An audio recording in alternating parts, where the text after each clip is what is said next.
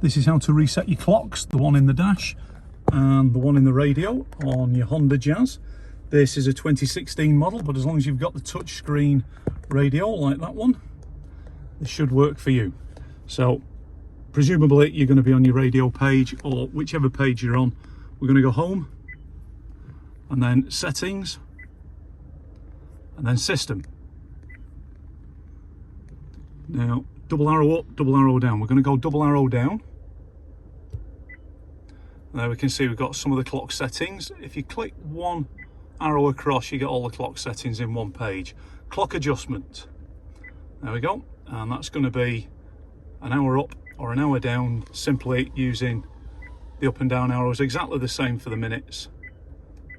And then once you've set that and you click OK, that changes and the one in the dash changes. So those two are set. That's how to do that. If you want to change any of the other stuff, 12 to 24 hour, just tick each of the boxes. That changes to 24 hour, that one changes to 24 hour. You get the idea now. Back to 12, that changes, the dash changes.